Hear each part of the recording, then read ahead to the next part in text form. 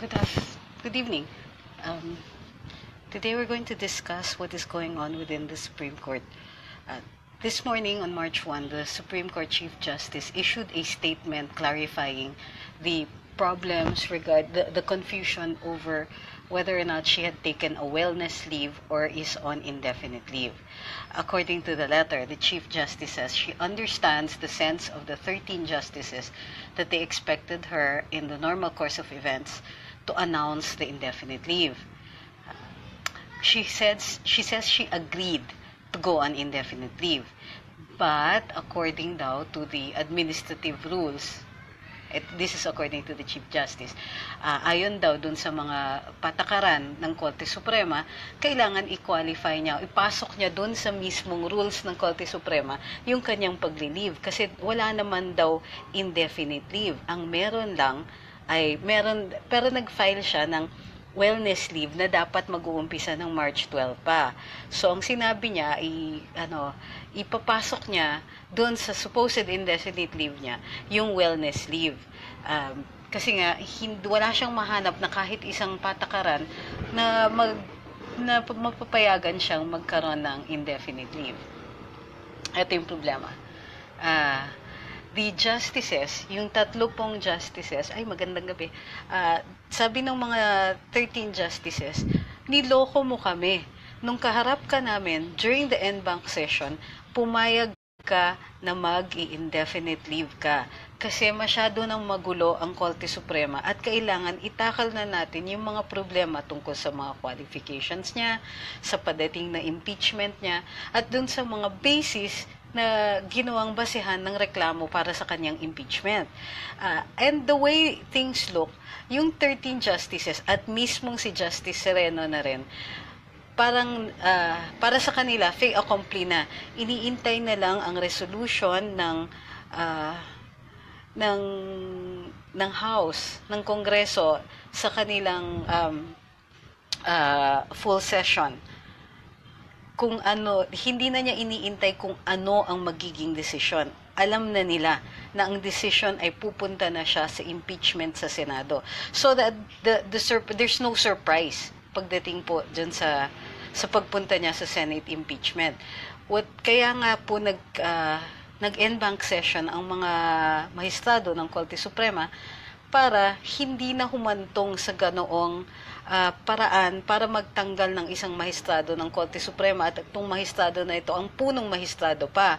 Ang en banc session on Tuesday was supposed to solve that problem. In fact, gusto na nga sana ng ibang mga mahistrado na mag-resign si Justice Sereno, si Chief Justice Sereno, but of course, she refused. Ang pinakakompromiso na nun ay mag-indefinite leave siya. So, nangako naman siya, pumayag siya na mag-indefinite leave siya after she had spoken to two of the most senior justices, si Justice Carpio at saka si Justice Presbyterio Velasco. At ipinaalam niya dun sa en banc na, sige, mag-indefinite leave ako. By 12 noon, umaga kasi en banc session. By 12 noon, in-announce ng kanyang spokesman na she's just on wellness leave.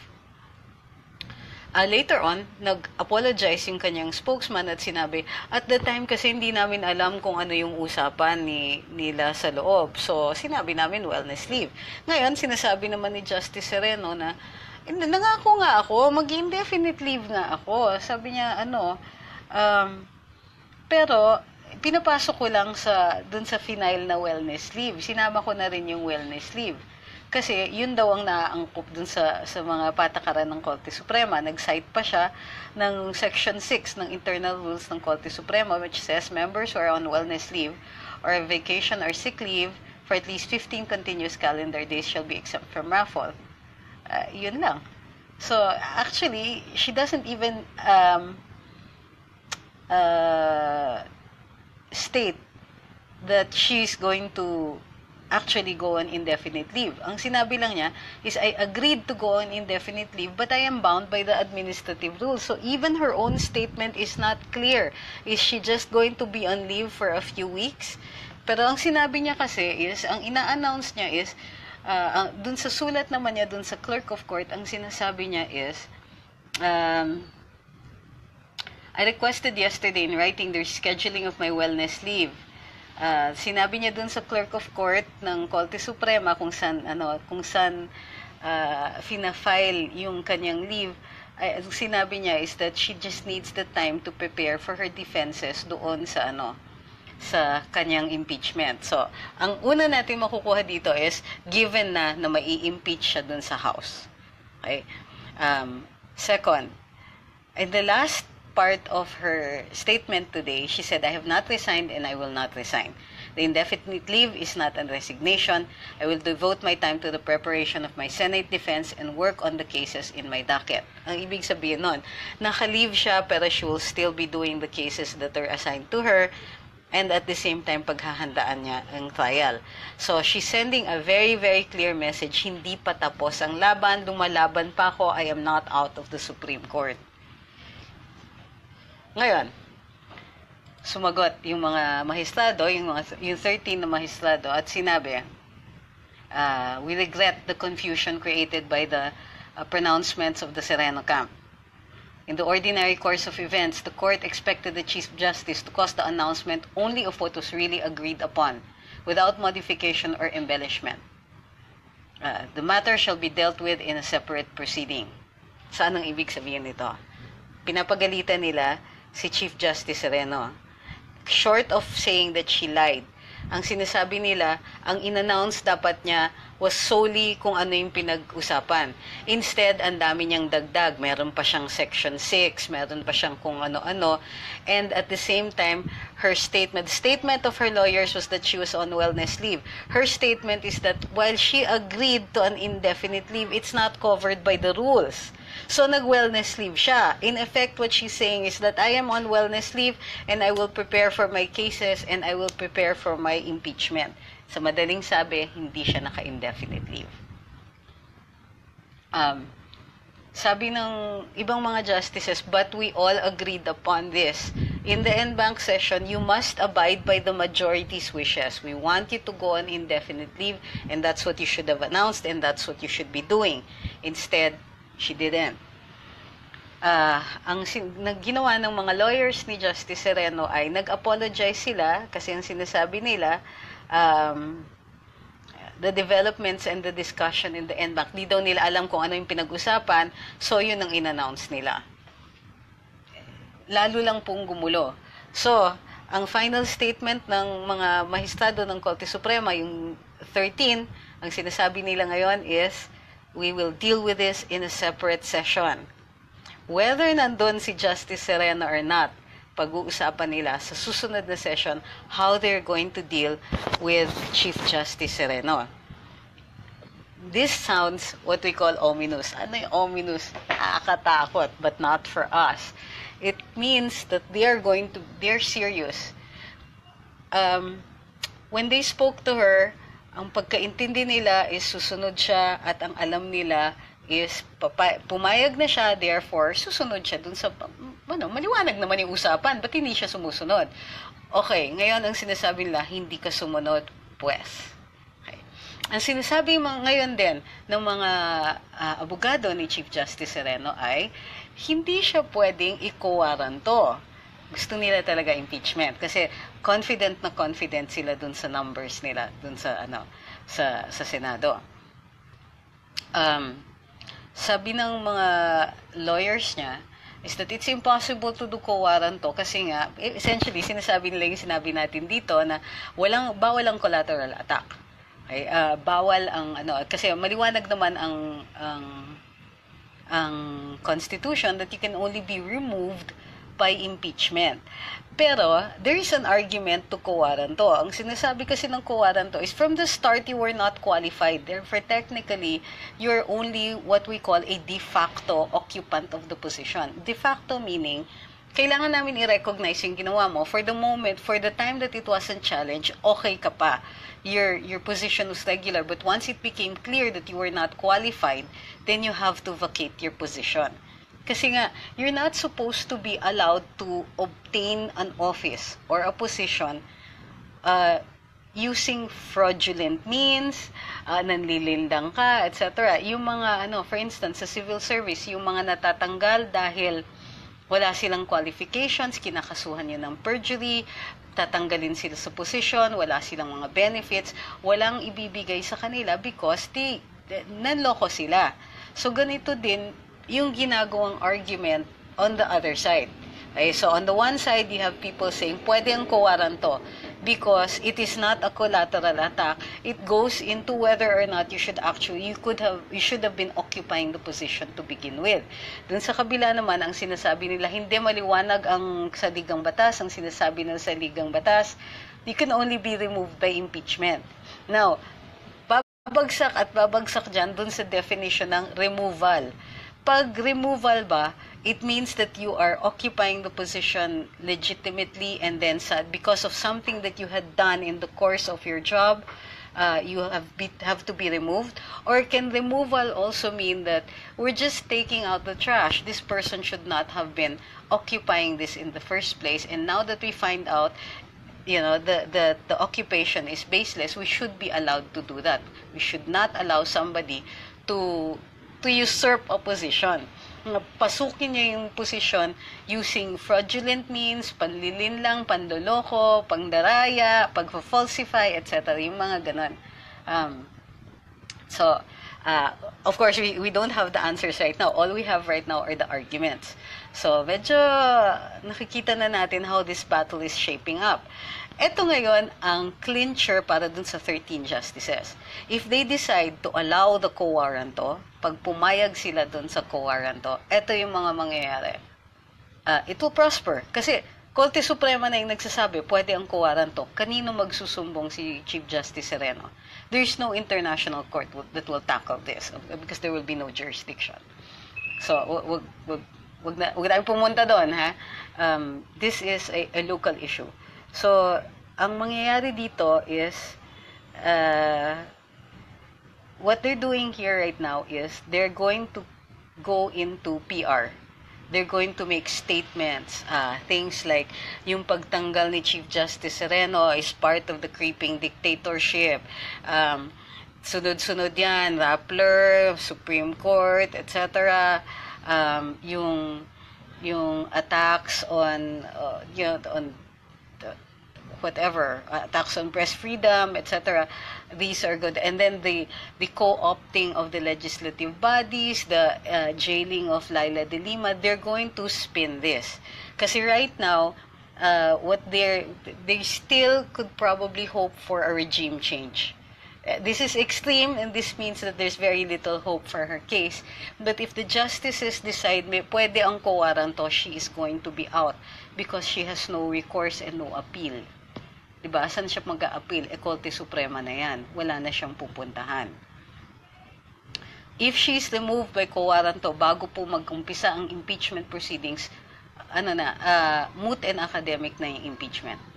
So, can the justices still remove her by co-warranto even after the impeachment proceedings and she's acquitted in the impeachment? Yes, of course they can. It doesn't look good, but they still can. Diba? So it will really depend. They will have to tackle it after the co-warranto is filed. Personally, kahit masama ang loob ko, ang tingin ko hindi pwede ang co-warranto kasi nga this is a collateral attack. But given that this is an activist Supreme Court intent on protecting the integrity of the institution, I think that they will make a new rule regarding co-warranto, regarding the occupancy of the position. Kasi nakikita ko naman yung reasonableness nun eh. Di ba reasonable naman na you should not be allowed to occupy a position kung pandaraya ang ginamit mo sa pag-occupy nun. Lalong-lalo na, mahistrado ka ng Korte Suprema at ikaw po ay umuupo in judgment over people who have committed crimes, who have violated administrative rules, and over the bar and the bench.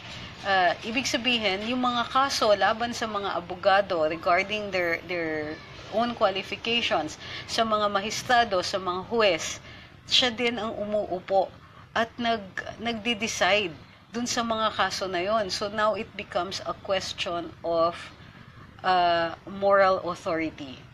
Diba? Kaya nga, medyo ironic na ang nag-suggest nung co-warranto na ito ay isang lawyer who has been suspended by the Supreme Court, and I see some kind of justice in that kasi kino-contest din niya yung pagka-suspend niya. So, wala tayong answers, no? We only have what are the arguments on both sides. Personally, because co-warranto nga has not been done before, I'm not sure if it can fly if it weren't only for the fact that it is the justices na naniniwala na hindi siya dapat mag-occupy ng position. Then I think that the co-warranto will prosper. So, wow. Why am I saying wow? Because nga, we're going to be looking at precedent. These things have never happened before. Now, may history ang mga justices, no? There are some justices who have been suspended. Mariano del Castillo, who still sits in the Supreme Court, is supposed to have been suspended for plagiarism. Before that, si Justice Ericta was forced to remove himself from the court. Hindi siya tinanggal in the sense na na-impeach siya or dinismiss siya ng kanyang mga colleagues, but he was forced to resign. Ngayon, ang sinasabi, so, ngayon, ang papanoorin natin ngayon, what we have to watch out for is the spin. Kasi lalabas na ngayon yung mga statements like, forcing the Chief Justice to resign is unjust kasi it violates the Constitution, etc., etc. But again, it doesn't answer the problem. Essentially, kung mag-argue ka na ang Constitution lang ang pwedeng sundin tungkol dito, essentially what you're saying is that she should be allowed to benefit from her failures or her bad faith or her malicious intent to lie and to not qualify or to hide the fact of her failure to qualify to hold a position in the Supreme Court. Right? So, yikes! Kikita ka dito. Sabi ni Josephine, tama, clean hands doctrine. He who comes into equity must come with clean hands. Okay, sige, explain natin yung clean hands doctrine. The clean hands doctrine applies to equity. Ang equity kasi means that ang inaano natin dito is that there's no clear rule. So tama si Josephine dito. If this is if we're coming into the court of equity, we're looking at what is just instead of what is in the law, because there's nothing in the law and there's nothing in the rules. Then you must come with clean hands. Ito yung problema nga. It is precisely her lack of clean hands that is the issue. Diba? Ito nga yung dinidecide natin. Sabi ni Genesis, in the first place, she doesn't qualify. So, yes. So, yun na nga. Ang mangyayari dito is the court will have to decide on an issue that will set precedent. Or they can say that this is, para hindi siya maging precedent, the court can say that this is sui generis. This is, it is so different, it is in a class by itself, that it has never happened before and it most likely will not happen again kasi syempre, babantayan na natin ngayon ng JPC. We will have to decide this on its own merits and by itself without establishing precedent. So, am I happy? May nagtatanong kung natutuwa ko.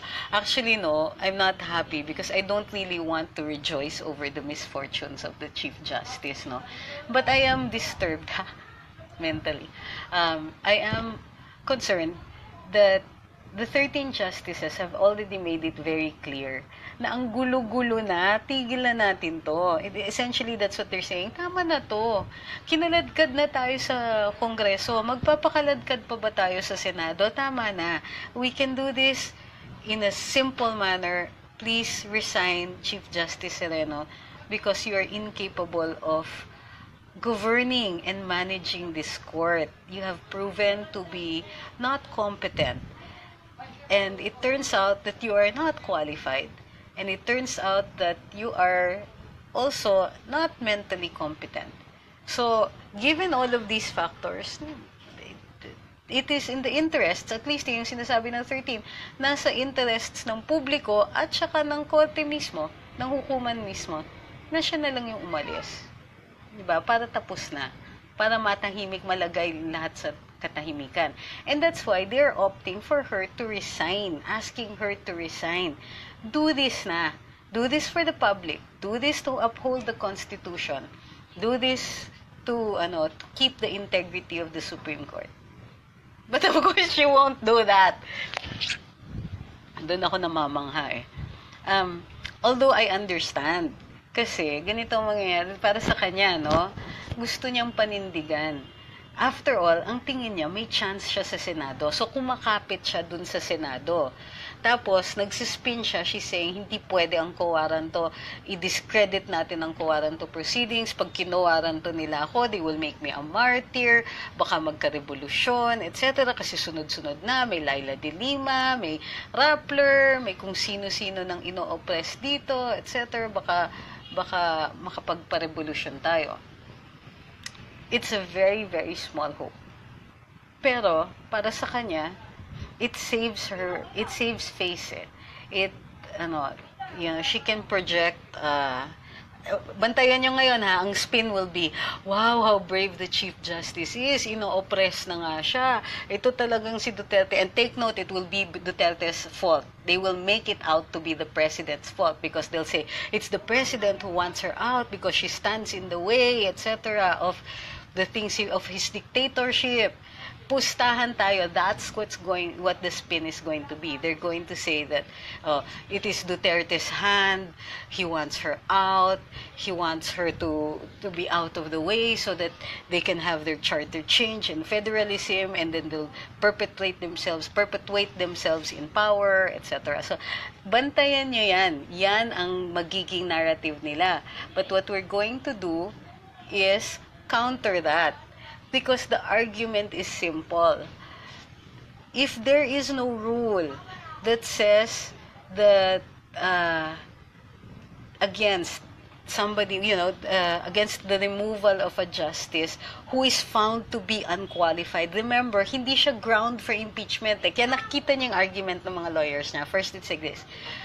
Impeachment tayo. Kasi feeling nila, may numbers sila sa Senado. Hindi pwede ang co-warranto because it's never been done before. It is a collateral attack. The Constitution says that only impeachment, she can only be removed by impeachment. And then they'll go to impeachment and then they'll say that itong salin na to, hindi naman ito ground for impeachment eh. Or itong which of course is wrong because the Chief Justice Corona before was impeached precisely on that. They'll say things like, itong psychiatric examination, etc. These things are not grounds for impeachment. Ano siya? Betrayal of the public trust? Hindi naman eh. Etc. So, they're trying to cover all their bases. But the one thing that they are unable to do is that they're unable to convince the public.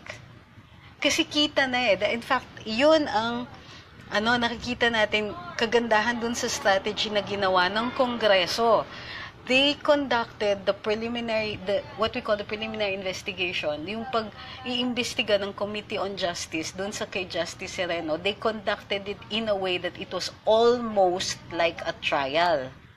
So, ini-examine nila, kini-question nila yung mga witnesses, nilalabas nila lahat ng pwedeng ilabas, so that, it would discredit her already, thoroughly, so that even before she goes to the Senate, it will, the option of resigning will still be better because it will only get worse. Okay? When you go to the Senate, sure, meron siyang mga kakampi, but it will just, accelerate. Ang lagay niyan is, remember, dun sa Senado, pwede ka pang magpasok ng new matter gaya ng ginawa nila noon kay Justice Corona. So, kumbaga, yun yung strategy ng kabila eh. Ilabas na natin lahat ng mailalabas so that she will be forced to resign. And sure enough, nakita ng mga mahistrado, what I didn't see here is that kakampihan sila ng Supreme Court na yung mga justices say, Oh my gosh, look at all of that. Ang dami palang problema. Oh, Justice Sereno, please resign. Kami na yung humihingi. Wag na yung House, wag na yung Senado. Kami na yung nagsasabi, resign ka na. And of course, she will say, no, papa-impeach na lang ako. Because nga, she's sure. Ito yung problema. What if she wins? What if she wins dun sa Senado? What if ma-acquit siya doon sa sa Senado? So she goes back to the Supreme Court. She's still Chief Justice. But you will have 13 justices, or at the very least 10, na papalagan na siya. It's not going to end eh. But what she's looking for is the longer way out. So, even assuming na she's counting talaga on her numbers in the Senate. Even assuming na ma-acquit siya, it's not going to end there. Nangako pa ang House, hindi ka namin ma-impeach this year, we're going to do this again next year. And we will keep trying to do this until you are out.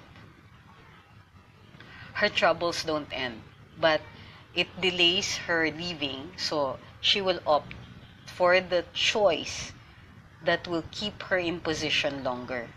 At least until maliwanag na she can no longer stay. Because right now, in her head, she thinks that she still can. So, tingnan natin yung question. Sabi ni Josephine, ang galing ng House Committee on Justice, didn't realize until now that Kong Umali is competent to chair as compared during Corona. Wait don't make Congressman Umali a saint. Let's just say he's a good lawyer for now. But during the Corona trial, that really was an injustice. What he does here doesn't exonerate him from what he did to Justice Corona. Just thank you na lang. At least we're not mad at you anymore. But that doesn't make you a saint. Sabi ni Edelson, pwede ba siyang ma-impeach kung hindi naman siya qualified in the first place? Ito nga yung problema. She is considered, right now, what she has in her favor is the presumption of regularity. Kahit lantad-lantaran na, wala siyang salin, wala siyang kahit ano. In fact, up to now, she insists na nag-submit siya ng salin niya. But it was afterwards. Right now, she is considered to be qualified because she's occupying the position. And until there is a proceeding to show the lack of qualifications, then she is considered to validly occupy the position. So impeachment will still lie. It will still work. But then so will co-warranto. In other words, none of these remedies are voided. Sabi ni Engel, hindi magre-resign. Oo. Sino po ba ang mga inaasahan niyang numbers sa Senado? Well, of course, lahat ng LP. Look, if there are, nasan ang aking calculator? If we consider the Senate as having 24 senators, 24 kasi hindi pa natin alam kung ano yung fate ni Laila de Lima. You're looking for 1/3. So,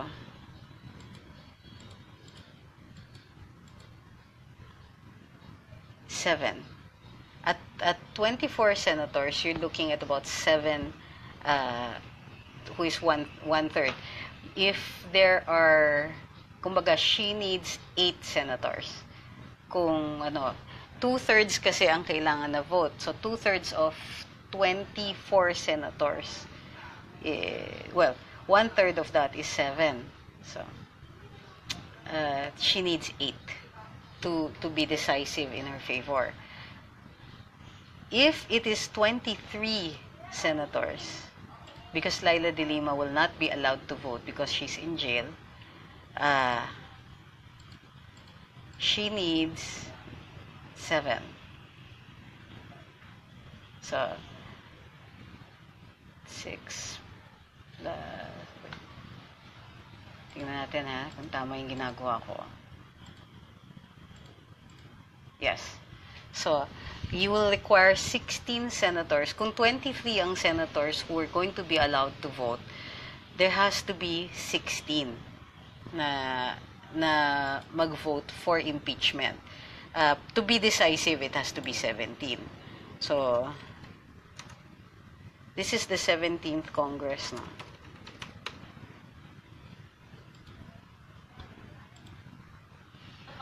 So, here are the senators. Bilangin natin kung sino yung mga boboto para sa kanya.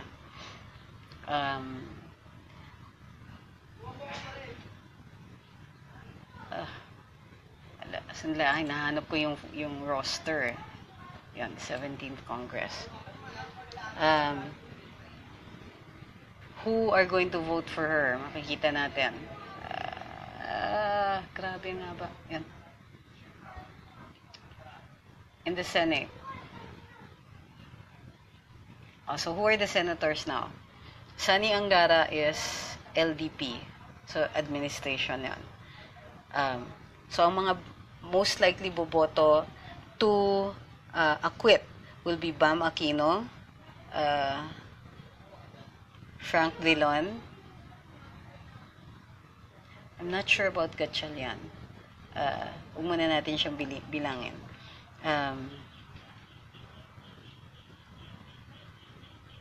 Rizzo Hontiveros, Kiko Pangilinan, Liberal Party si Joel Villanueva. So, let's see, si Gatchalian is NPC eh. So, sino pa ba ang liberal? That's 5.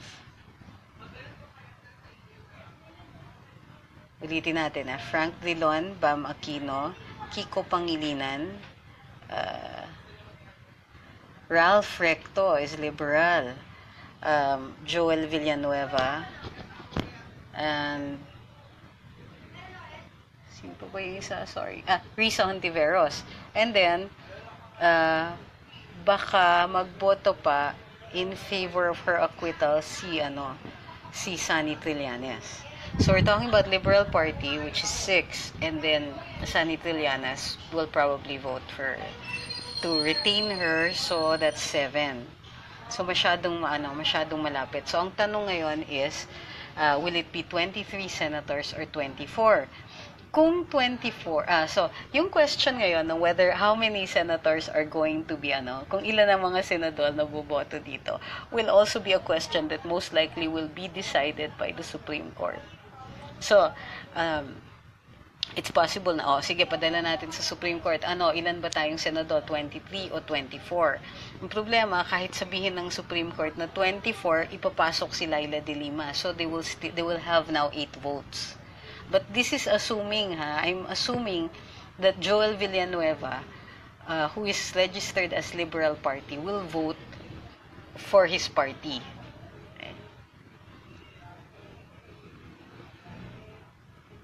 Ay, wala rin pala si wait, 24. Wala rin pala si Alan Peter Cayetano. So, there are 2 senators who are out.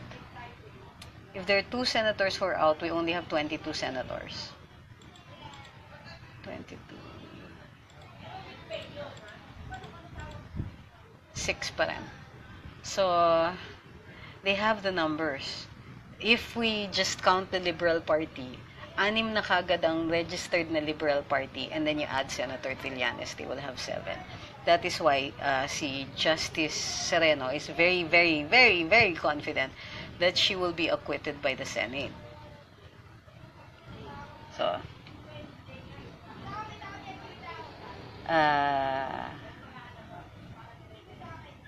22, medyo late. So, yun na nga. And if you, so it's not likely that we will win in an impeachment proceeding. However, yun na nga questionable kasi si Joel Villanueva while he's registered liberal, medyo he hasn't been towing the party line too much. So, we can put a question mark on that one. That brings it down to 6. So, masyado pa rin close. We're looking at hoping that 2 senators who are with the Liberal Party or have sentiments in the Liberal Party will vote against party lines, which I doubt. Kasi sino sa kanila? Puro diehards Dillon, Risa Hontiveros, Bam Aquino, all of these are liberal diehards. Kiko Pangilinan, also another liberal diehard. Who's the other one? Ralph Recto. Maybe Ralph Recto and Joel Villanueva might be convinced to not vote to acquit. Pero sa akin, really, it's questionable. So our best bet, if we want the Chief Justice to be removed, is to compel her to resign or through the co-warranto proceedings if the justices agree to do it that way, to allow the co-warranto proceedings.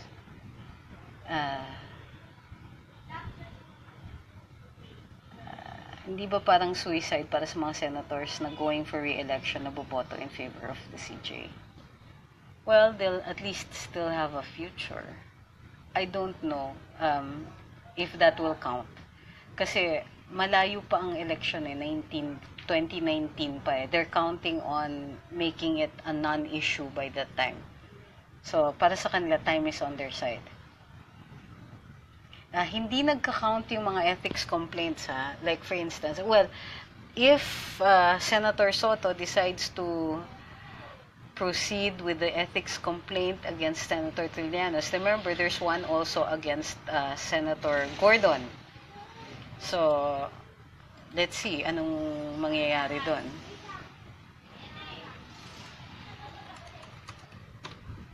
So, di ba exciting ang nangyayari dito? Exciting in the sense that we're seeing precedent that is being created. We see an issue that is suddenly we've never had to deal with this before. But never has it been so clear. Diba? We have a Chief Justice na ang daming kasalanan sa loob. Her failure to respect the collegiality of the court. Her tendency to seem, I'm not saying that she's actually profligate or actually gastadora or masyadong engrande, nag-first class, nag-business class, etc. She wanted a car that was too expensive, etc. If these things are all coming together and they're very, very clear, at least in the eyes of the public. And while she has been given an opportunity to explain, she did not do so in the House. So, di ba, kung sana sumagot siya dun sa Kongreso, she might have had a fighting chance sa public perception. But instead, hindi siya tumuloy. On the other hand, naintindihan natin kung bakit. Because, people tend to get savaged in the legislature. Tignan nyo nga yung Senado, yung ginawa nila dun sa NFA. Anong ginawa nila sa customs? Anong ginagawa nila kay Alex Balutan, di ba? Look at what they're doing. So, I think that she calculated and decided hindi nila ako pupunta sa Kongreso kasi papahiyain lang nila ako doon. Chief Justice na ako ng Supreme Court. What she didn't count on was that her own colleagues would go and testify in the House. Alam mo, kung walang nag-testify ng mga mahistrado ng Korte Suprema, wala siyang problema ngayon. She can just rely on the regularity of her appointment and of her occupancy of the position. Nancy Binay is not liberal.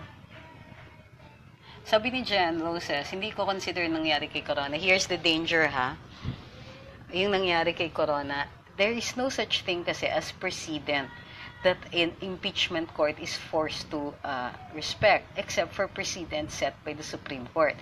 Pagka merong pronouncement ang Korte Suprema, it becomes part of the law of the land. But a pronouncement by an impeachment court is not part of the law of the land. So the impeachment court, this one, 2018, does not necessarily, we cannot necessarily expect it to respect the same rules as the one that was conducted on Chief Justice Corona. Hindi kailangan The precedent is not part of its rules. So, pwede nilang i-abandon yung doctrine about salience. Or, they can vote on it. They can say na, sige, precedent nga, salience, failure to file salience, failure to declare, failure to submit, this is an impeachable offense. Sige, gawin natin impeachable offense. Kaso, pagdating sa botohan, it will still be a matter of numbers. Diba? Hindi po pinapalitan ang mga tinatanong ni Jovenel Macion kung bakit hindi lang kapalit si Senator Cayetano para kumpleto yung 24. Hindi po pinapalitan ang mga senators. There's no such thing as a right of succession. Walang succession dun sa Senado para mapuno yun. You would need another election. So they don't do that. Kaya ito yung sinasabi natin. Sinasabi nila ngayon, malaking possibility na ma-acquit. Sabi ni Devi Santos, pag kinonsinti nila si Serena lahat ng bumoto sa senador, wag nang iboto sa susunod. Yes, kasi yun lang ang pinaka-power natin is to remember not to vote for them again. There's hearsay that LP already has prepared millions to bribe. Who is bribable sa Senado? I'm not sure if I can subscribe to that theory kasi hindi nila kailangan mag-bribe. All they have to do is stand together.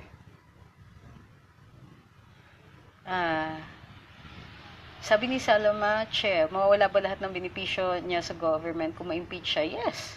You're dismissed eh. Sabi ni Mirlove, is the existing collegial body's vocal participation against Serena a sort of their ablution ritual to make up for their passive role in Corona's time? I don't know. Maybe I think they're also just sick and tired of the whole thing. Di kung ma-quit, kawaranto na lang. Pero maganda sana mauna yung kawaranto. Sabi ni Jay, yeah. Yun na nga yung idea. That is the idea. But, let's see what happens. Sabi ni... Tama yun, sabi ni Sumay at Serena resign. Hashtag Serena resign. Siguro nga, dapat nag-hashtag tayo na Serena resign. Kasi, remember a few months ago, merong nag-umpisa ng hashtag I stand with the Chief Justice. I cannot stand with the Chief Justice. And some people cannot stand her. So sabi ni Danny Mones, those senators who will vote for the acquittal of CJ Serrano will not be having a future in the Senate anymore. But let's look. Sino ba ang mga So, si Bam Aquino is liberal, so his term ends in 2019. Tama, wag nang iboto si Bam. O si Laila nakakulong. Frank Dillon, his term ends in 2022. So, malabo. Kumbaga, hindi sila takot about re-election. Si Kiko Pangilinan 2022 din. Si Ralph Recto 2022 din. Joel Villanueva 2022 din. Si Sunny Trillanes 2019. So, of this possible voting block na 7, 2 ang up for re-election. Hindi na re-election silang 2. Tama ba yan? Si Bam pwede pang re-election. Si Sunny hindi na pwede. So, but ang tatakbo will be, but we can still, may backlash pa rin kay Sunny because ang tatakbo si Gary Alejano is going to be running for the Senate. So, we just have to make sure that, we have to make sure that Gary Alejano does not get voted into the Senate. At para dun sa House, wag na po kayong boboto ng party list ng Magdalo. Okay? Na, siguro naman by this time, dala na tayo. Sabi ni Don Alberto, what do you mean by co-warranto proceedings? Co-warranto is actually an order of the court that asks you to explain by what right you hold the office. So, yeah, in this case, yun nga, by what right when you have no qualification. Normally, in the normal course of events, a co-warranto case is filed by somebody who feels they have a better right to the office. But it can also apply to somebody who does not qualify for it in the first place. The reason naalala ko kasi nung tinanong to sa Karambola, I didn't even have to look. Kasi I've handled co-warranto cases. In fact, that was one of the cases that I handled in the early years of my practice. It was one of my first cases. Sabi ni Dij, bakit parang nawala. Sabi ni Cizel, Pwede sa sunod si Kagiwa, panay leave, natutulog yata. Akala ko ba ayaw niya ng mabagal na hustisya.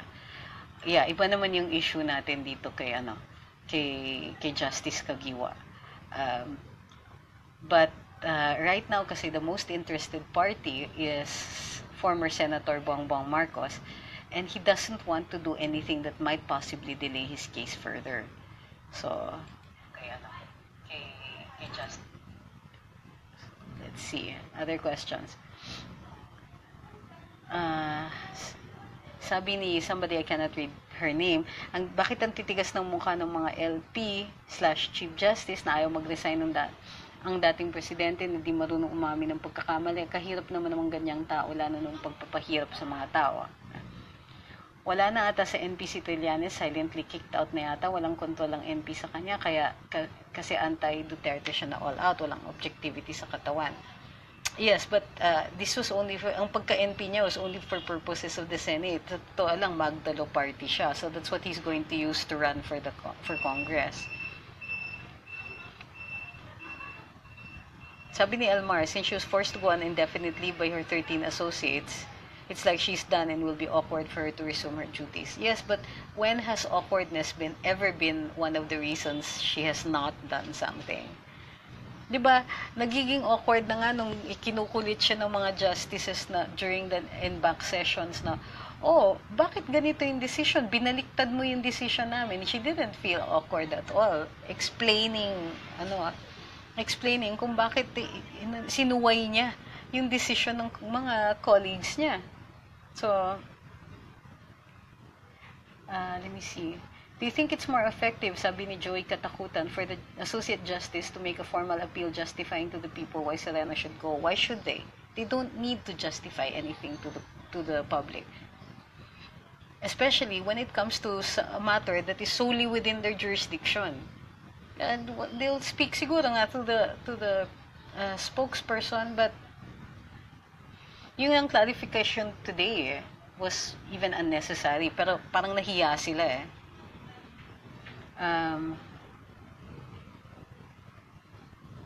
magkaroon kaya ng position si Lenny sa cabinet? Hindi, pero nagpaparinig siya.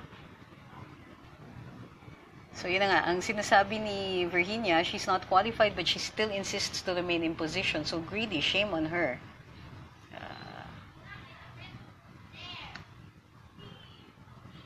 Sabi ni Hasumi, if Sereno gets ousted, who will probably replace her? How is the process? The president will appoint the new Chief Justice. Sabi ni ako ay si Sunny, ikaw na mag-initiate, gawa ng campaign, CJ resign. Pwede. But I'm a member of the bar, parang weird. I think people who aren't lawyers should be the ones to initiate this.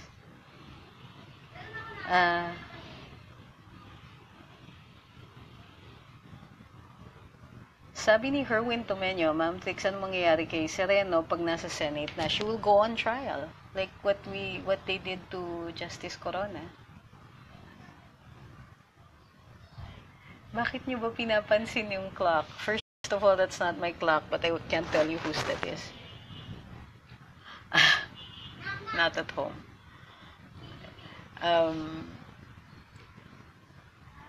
If she's acquitted, how does it work now in the Supreme Court? She goes back, diba?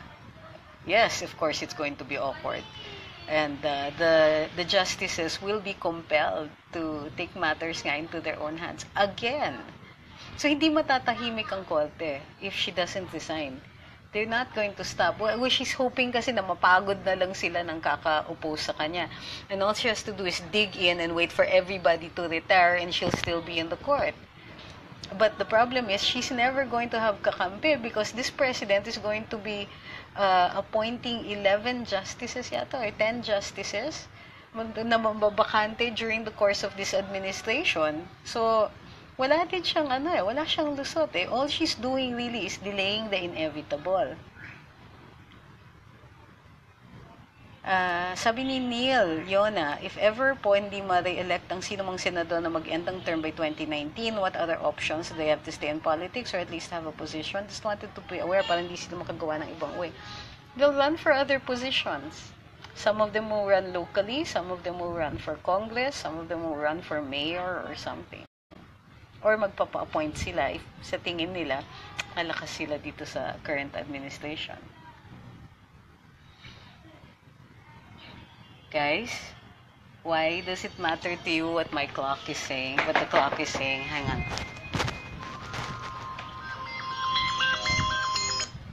So, ayan. Ano pa ba? May mga nagtatanong na sa Dingvac siya. Sige, we'll take questions na on any topic. Basta alam ko yung sagot. Vanji Alejo says, malaki po possibility na may mananagot sa Dingvac siya. Minsan po kasi sa dami nung napapanood naming hearing, pag malalaking taong iniimbestigahan, parang wala pong kinapupuntahan. Thank you, God bless from Dubai, UAE. Oo nga. Today sa Karambola, this is another thing that I wanted to talk to you about. Is napansin ko na yung spin against the NFA administrator, si Jason Aquino, has been growing stronger. And the senators, Senator Grace Poe, Senator Villar, and Senator Bam Aquino have been calling for his resignation. Ang dami nilang sinasabi na kesyo, meron siyang inappropriate na procurement na inutos sa kung sino-sino, ganyan-ganyan. But again, as usual with the Senate, one, they have no evidence. Two, it is all insinuations. And three, the real problem is the fact that the NFA doesn't have rice in its warehouses and the prices of rice are rising. Kung ano-anong topic ang nire-raise nila. But I wanted to put a bigger picture on this one. So, I'm not sure if Jason Aquino is going to lose the trust or confidence of the president. I seriously doubt that. But what I am worried about is this seems to be this concerted effort to go after the president's most trusted men. Who are his most trusted men? That we can see there's a certain faction. Nick Faeldon, Alex Balutan, and Jason Aquino. Because these are military men. They all share similar backgrounds. Two, they have proven to be incorruptible because they had in their previous positions in the military. There is a lot of chismis about supposedly Jason Aquino not being clean or being corrupt and all of that. But the fact remains is that one, there is no evidence. Two, no case has ever been filed. And three, Rappler has been doing a demolition job, which automatically makes you think, oh, this must be related to the president. They're mad at the president. They're mad at Jason Aquino, because, well, he's trusted by the president. They don't like Nick Faeldon because, well, he's trusted by the president. Don't like Alex Balutan, same reason. Why is it that these three people who enjoy the trust and confidence of the president, who have been tasked with are being put in jobs that are supposed to battle corruption, why are they being targeted very, very specifically? Take note that all three of them do not have a political base. They are not political animals. They do not have parties. They do not have. They are not entrenched in any political party. They are not even aspiring for elective positions. So that's the one thing those three share in common. They are being undermined because they seem to enjoy the trust of the president in levels that have been unheard of. In particularly, look at Nick Faeldon. Nakakulong na nga siya sa Pasay, but the president still appointed him to another position. And he actually gave Nick a choice. And it was Faeldon himself who chose a lower-ranking position in civil defense, something that he knows very well because he is an EOD, explosives ordnance. He's a bomb expert. As a matter of fact, very few people know this, but he was tasked by the president after Davao was bombed very recently to assist in the investigation, precisely because of his very specific expertise. Jason Aquino, his leadership in the army, his reputation for leadership in the Philippine Army is also unprecedented. What very few people know is that he has been acquitted for the 2006 Fort Bonifacio incident, even if he was nowhere remotely in Fort Bonifacio, because it is widely believed that he was the organizer of that attempt to unseat Gloria Arroyo. Now, take note, at the time Jason Aquino was a major in the army, and who moved generals. So the reason for his reputation of leadership is because this was one person who's capable of moving people far above his station. That's different, especially in an army where you're very rank conscious. Alex Balutan said no to a president. He said no to a president, said no to his benefits, was willing to go to jail in order to testify about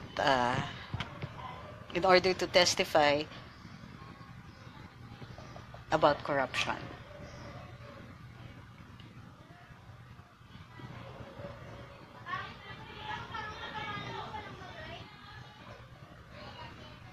Sorry, I just really had to answer that one. So these are the things that I worry about. The things that we're seeing from a larger perspective. So nakakainis lang, because what I worry about is that the president will lose people around him that he trusts, and he's losing them to politicians, losing them to people who know how to work the system. Hindi napaalis si Alex Balutan. I'm not saying na napaalis si Alex Balutan. Did anybody ever actually say that? No. But they tried. Okay? Some people are trying. Remember that they made him go to the Senate on the mere say-so of Sandra Cam. Now, I understand that Sandra Cam also enjoys a level of trust and confidence. Possibly not at the same level as Alex Balutan, because the president told her to stop attacking Alex. Problem is, I don't know if she's going to stop na for good.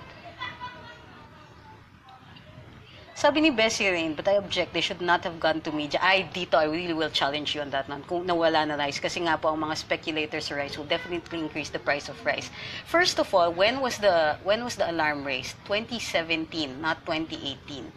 And the alarm was raised to the NFA Council.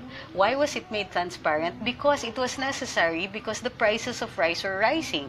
Tinanong siya, bakit mataas ang presyo ng bigas? Kasi wala ng NFA rice. What are you going to do? Lie? Lie to the public? Is it in the mandate of the NFA to lie to the public about why the rice prices were rising? They were already rising. The announcement was made, the prices of rice were already high. It wasn't what caused the rice prices to go up. What caused the rice prices to go up was the fact that the NFA had to hold back on selling the rice. Yes, I react very well to this one because I got all the information. Sabi ni Bessie Rain, bakit ko siya pinapatulan? Kasi mali-mali yung sinasabi niya. Alex Balutan is guilty of being lavish. PCSO Christmas party was national. That was what the 6 million was for. Second, the accounting was not as clear as it ought to have been. Why? What was the 6 million? It included prices that were given to them. They made that part of the accounting. They made that part of the supposed spending. They received gifts so that they could give them away. They still counted that as part of the budget. So, sabi ni Melchor Espanola, pwede ba magtanong about PhilHealth? Not right now. I'm not ready kasi I will take questions if I'm ready to answer them. Not yet done studying PhilHealth. So, the two things about NFA that you have to remember. The announcement sa NFA about the lack of rice was not what caused the prices to rise. They made the announcement because the prices were already high and they had to explain why. Second, it is the council who sets the policy. Okay. Sabi ni Margie, Balutan is not guilty. Sabi ni Andy Tejones, di po ba automatic na mawawala si Sereno sa Supreme Court kung nagkakaisa mismo mga kapwa justices? No. At tanggalin siya direkta sa pamamagitan ng No, you can't vote somebody out. You can vote to suspend him. That's the only precedent that we have seen. Nangyari na kasi nga dati, nakapag-suspend ng isang mahistrado ng Korte Suprema. Meron silang na forced leave noon, na forced to resign noon, but nothing like this. Kasi nga, they can compel somebody to resign as long as he or she actually resigns. But if not, anong gagawin nila? The Constitution nga is clear. That is why the possibility of co-warranto is something that they're already discussing. Ibig sabihin, nakikita na nila yung need. And but it's not a simple let's vote to take her out. No, they have to take her out. There has to be due process. Diba? And that due process is provided by the possibility of co-warranto. Sabi ni Yuri, ang blooming mo now, hindi, maganda yung phone ko. Hindi seryoso, it's the phone. It makes me look better than I do. Ang daming nagagalit nga eh. So, sabi ni Bessie Ryan, but even senators did say, and Congress is lavish, and Alex Balutan, ganyan-ganyan. Ang tawag dyan, hearsay. Nakang-ebidensya eh. Did anybody actually present a list or an accounting? Wala, di ba? Dali-dali magsalita ng masama. Tapos gagawin ninyo, papapatunayan mo dun sa tao na inakasahan nyo. Ano kayo, si Sunny Trillanes? Sabi ni Edu, is it possible for senators not to convict Sereno even if Corona was convicted because of Sally Ann? Yes, they can vote any way they want to.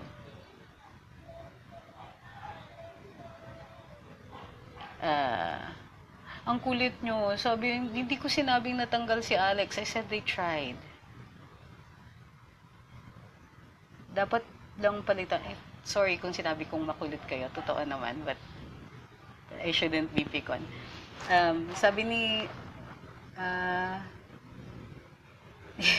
sino to?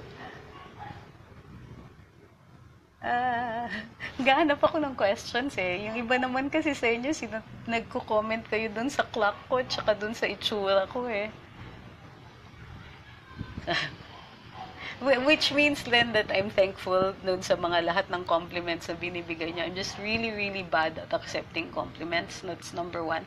Number two, I can't believe na ano, yung itsura ko on the phone, that's not real. Kasi may magic yung phone eh. Mas maganda yung ano, nagmumukha ka makinis, nagmumukha ka maganda, parang ganun. Parang automatic na may makeup. Sabi ni William, what can you say on the move of the OSG studying the appointment as invalid? Yun nga yung co-warranto. So, I agree with it. Sabi ni Joel, if the associate justices just treat the CJ as furniture. There's a story about the Chief Justice when she was an associate justice and she was late in her submission of her dissenting opinion on Hacienda Luisita. She tried to submit it and was told by the clerk of court, no, ma'am, late na yan. So they wouldn't accept it. According to insiders in the court, she did not take it very well and was crying and the description was having a tantrum, etc. Until Justice Carpio came out and calmed her now. So this is what the other justices also don't like. They don't like this kind, the kind of behavior that she's reportedly displaying. Emotional, extremely emotional, unpredictable. She violates the rules on collegiality. She's excessive, etc. So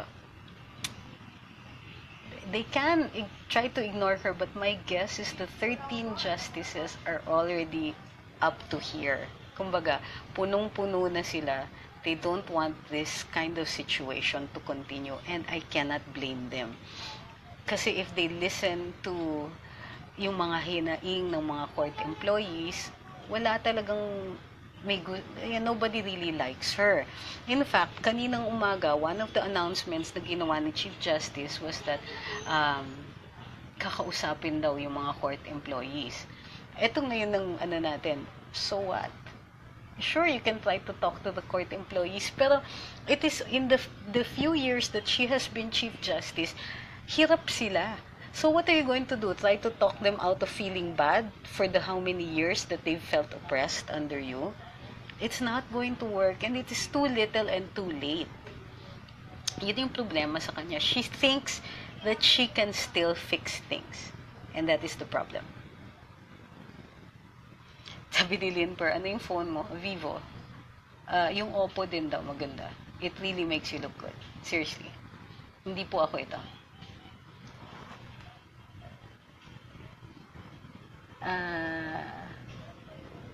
Sabi ni Joy Ong, any news about the co-warranto? We cannot secure 2/3 vote from the Senate. Is it true that Coco Pimentel has not done anything good and the Senate will allow De Lima to vote? one should really question Coco if really he's really solid. You know why I think Coco will will at least pretend to allow De Lima to vote? It's so that the issue can go to the Supreme Court again. And we know that the Supreme Court is not exactly on her side. So sabi ni Ethel Pineda, can I have your phone? Ma'am, naka 360 ang phone mo, sabi ni Janet. Ano yung 360? Sabi ni Ethel Pineda, what's the height of Chief Justice Sereno? About 5'3"? Sabi ni Lani, what if magstay pa rin si CJ pero mag-resign the rest of the justices? Paano na? Di siya yung wagi? No. Sabi ni Mary, may possibility mag-declare si Tatay Digong ng martial law. Pabol na pabol po kami. Martial law for what purpose? And for what reason? Sabi ni Tata, say all you want to say, still kapituko pa rin. She has 7 senators to support her. So, ganyan na lang. Sabi ni Ayan, patungkol po sa Dengvaksya, bakit gusto makisawsaw, makishare ng DOH sa resulta ng forensic examination ng PAO? Bakit hindi nagsagawa ng sariling examination ng DOH? Sa akin lang kasi parang may cover-up talaga na nangyayari. Yun din ang pinagtataka namin. I think we share the same sentiments. Sabi ni Connie Soberano, kaano-ano mo si yung artista. Anyway, do you think the LP senators would opt to convince the CJ to resign considering the evidence presented in Congress? No. Can you honestly see any of the LP senators acting in the interests of the public? I don't. Sabi ni Letzir, hi, I love you po, lagi. Hindi ako lagi. Si Trixie po ako. I love you too. Sabi ni Razelle, first, you look 15 years younger. Second, may chance pa ba na makalaya si De Lima? I really doubt it.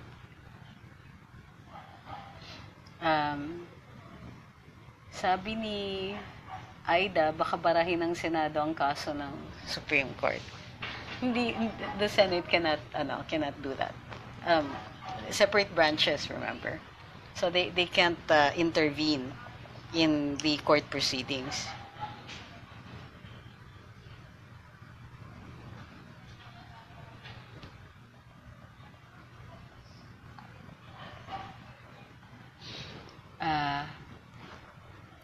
Wow.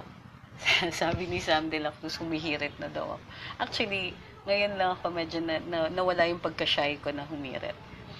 No, because kasi minsan nahihiya din ako sa inyo when I'm too serious. Sabi ni Maria, sinong dapat sisihin sa Dengvaksya? Marami po eh. And it goes all the way up to the president. Kasi minadali niya yung purchase. So there are two cases when it comes to Dengvaksya. It's the corruption cases and the tort or possibly murder or homicide cases. So, tandaan nyo, there's always two sides, two possible cases. Masyadong maraming nakakoncentrate na sinasabi nila na paano yan, there's no evidence of a direct link, the Dengvaksya causes the deaths or indirectly causes the deaths, yada yada, science, chuba-chuba. Yung aspect ng corruption. Yung nakapagpa-release sila December 29 ng order, nung yung Saro na-release ng December 29, walang bangko na at 6 p.m. The next day was a holiday. How was the money released? Diba? Yung mga ganong klaseng magic corruption.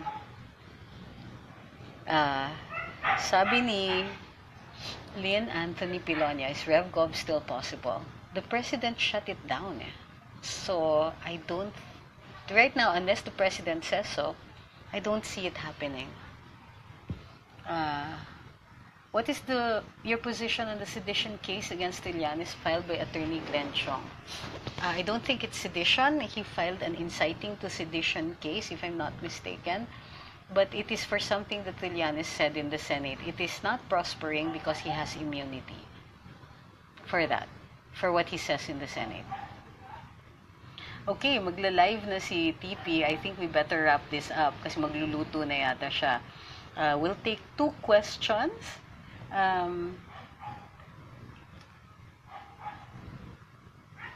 But let's take 2 questions na medyo seryoso. Kasi sabi ni Benji Coquia, what is the essence of being a woman? Really? Seriously? Anong update sa kaso ni Trillanes sa Ethics Committee? And ngayon lang ako hindi uli mapipikon dun sa tanong na yun. Wala pa po. Sabi ni Sean, kaloka, push to the max na arrogance ni Sereno, wala pa rin bang gagawin to retaliate? We don't retaliate, we penalize. Sabi ni Rose, bakit si Delima nakapagsalita ay nasa kulungan naman? Baka mga pulis sinukulan. Hindi, you know, you're allowed to send out letters. Pero pwede yung basahin ng mga pulis. Just in case, you know, to check if you're planning to escape. So, you waive, your rights to privacy. So, pwedeng basahin muna. So, as long as the detention officials are capable of reviewing the things that she brings out, then it's okay, it's legal. Okay, one last. Pwede po bang mahuli ng Interpol si Boy Latigo? Wala pa kasing criminal case filed against him. So, once the criminal cases are filed, then we can ask for his extradition. Ang Interpol, they usually go after international crimes. Crimes that are, for instance, violations of conventions or treaties. One of them, for example, is the trafficking of cultural property across borders. Yung ganyan yung mga crimes against humanity, etc. So, and if there are extradition treaties. Sabi ni Albert, totoo bang makakalusot ang Rappler dun sa SEC ruling? Sinabi na ng SEC that it's already out of their jurisdiction. The case is done as far as the SEC is concerned. The matter is now before the Court of Appeals. Ang problema is that by saying that, sige, i-donate na lang ng Omidyar yung bayad nila dun sa dun sa Philippine Depositary Receipts that were given, that is an admission that the initial transaction is problematic and they admit their wrongdoing. I don't think that Rappler is off the hook right now. Sabi ni Gary, can the Lima still vote in Sereno's impeachment? The precedent in the last impeachment court was those who weren't present at the hearings were not allowed to vote. Okay, so since naka-live na si TP, we better wrap this up. Maraming salamat dun sa hindi pa po mga nag-share. Paki-share naman po.